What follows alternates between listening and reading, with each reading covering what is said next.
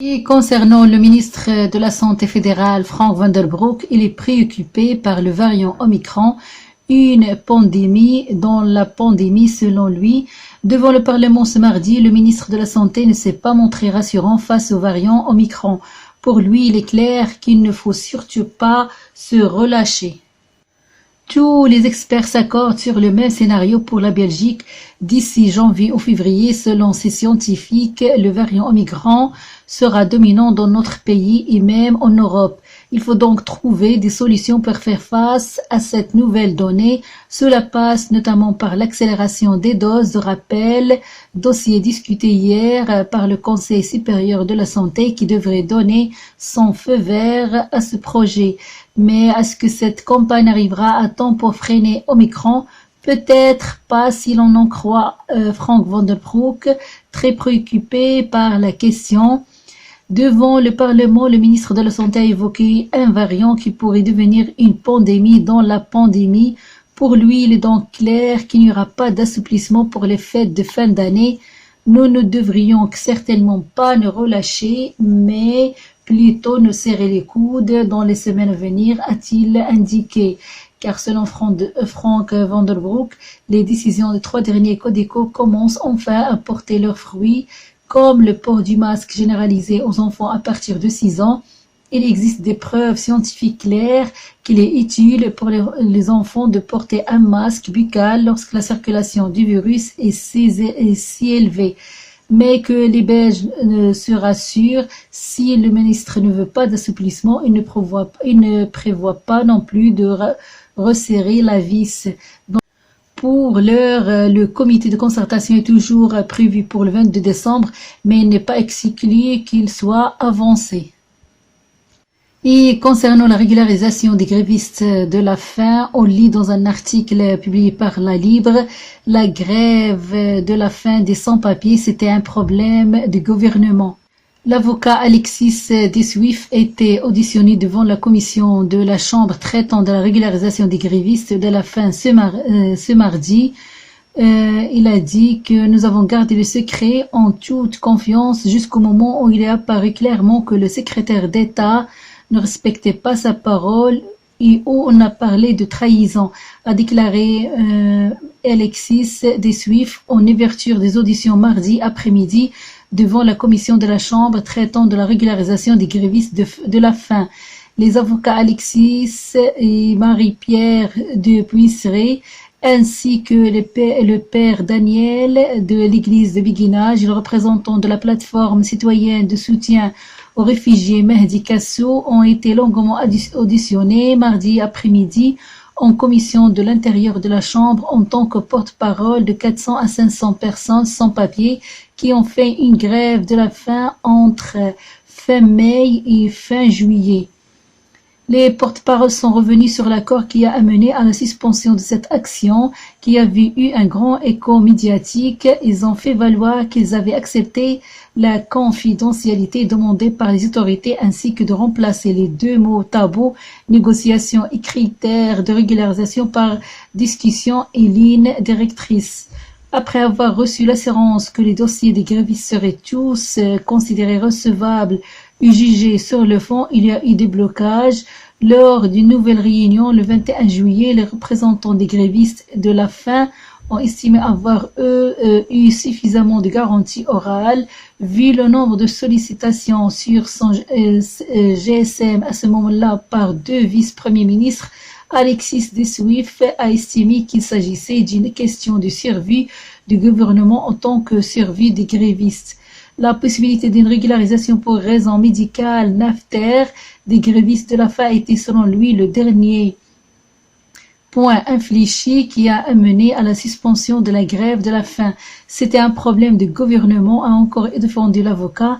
La fin de la grève le jour de la fête nationale, tout le monde pouvait partir en vacances, l'esprit léger. La grève de la faim était suspendue, il n'y avait pas de risque de décès parmi les grévistes. Lors des auditions vendredi du secrétaire d'État à l'asile et à l'immigration Sami Mehdi ainsi que de Freddy Rosemont et Dirk Van den Bulk, respectivement directeur de l'Office des étrangers et du commissariat général aux réfugiés apatrides, il a été précisé que sur les 442 dossiers d'ex-grévistes déposés, des décisions ont été prises dans 79 dossiers concernant 93 personnes. Ces dernières ont été 24 à recevoir une décision positive et 69 une réponse négative. Monsieur Van den Bulk a assuré vendredi devant la Chambre qu'aucune promesse n'avait été faite au porte-parole des sans-papiers lors de la rencontre qui a eu lieu le 21 juillet. J'ai expliqué quels éléments pouvaient être considérés comme recevables ou non, mais il n'y a pas eu d'engagement à préciser. Le directeur du commissariat général aux réfugiés apatrides. Et selon Sud Info, il y aura de gros changements si vous devez vous rendre en Italie. Le pays restreint ses conditions d'entrée. L'Italie a annoncé une restriction des conditions d'entrée sur son territoire pour les voyageurs en provenance de l'Union européenne à partir de jeudi, c'est-à-dire demain, avec un test négatif obligatoire pour tous et une quarantaine de 5 jours pour les non-vaccinés. Le décret signé mardi en fin de journée par le ministre de la Santé Roberto Speranza prévoit la présentation obligatoire d'un test négatif au départ pour tous les arrivants des pays de l'Union européenne, a indiqué un porte-parole. Et jusqu'à présent, les ressortissants de l'Union européenne pouvaient se rendre en Italie avec un pass sanitaire attestant d'un schéma de vaccination complet, d'une guérison récente ou d'un test négatif. Les personnes non vaccinées devront, quant à elles, observer une quarantaine de 5 jours à leur arrivée, en plus de la présentation d'un test négatif. Celles arrivant de l'extérieur de l'Union européenne devaient déjà être placées en quarantaine. Ces nouvelles mesures valables du 16 décembre au 31 janvier interviennent alors que l'Europe fait face à une nouvelle vague de Covid-19 marquée par une rapide propagation du variant Omicron. Selon les premières études, ce variant pourrait se montrer plus résistant au vaccin et plus transmissible que le variant Delta, qui représente actuellement la majorité des cas de coronavirus dans le monde. L'Italie, qui a payé un lourd tribut avec plus de 133 000 morts depuis le début de la pandémie, a enregistré mardi plus de 20 000 nouveaux cas et 120 décès. Et selon Sud Info, il y aura de gros changements si vous devez vous rendre en Italie. Le pays restreint ses conditions d'entrée. L'Italie a annoncé une restriction des conditions d'entrée sur son territoire pour les voyageurs en provenance de l'Union européenne à partir de jeudi, c'est-à-dire demain, avec un test négatif obligatoire pour tous et une quarantaine de 5 jours pour les non-vaccinés. Le décret signé mardi en fin de journée par le ministre de la Santé Roberto Speranza prévoit la présentation obligatoire d'un test négatif au départ pour tous les arrivants des pays de l'Union européenne, a indiqué un porte-parole. Et jusqu'à présent, les ressortissants de l'Union européenne pouvaient se rendre en Italie avec un pass sanitaire attestant d'un schéma de vaccination complet, d'une guérison récente ou d'un test négatif. Les personnes non vaccinées devront, quant à elles, observer une quarantaine de 5 jours à leur arrivée, en plus de la présentation d'un test négatif.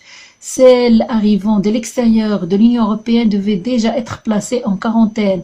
Ces nouvelles mesures valables du 16 décembre au 31 janvier interviennent alors que l'Europe fait face à une nouvelle vague de Covid-19 marquée par une rapide propagation du variant Omicron.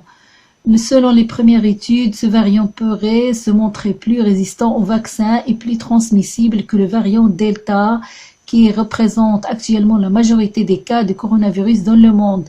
L'Italie, qui a payé un lourd tribut avec plus de 133 000 morts depuis le début de la pandémie, a enregistré mardi plus de 20 000 nouveaux cas et 120 décès.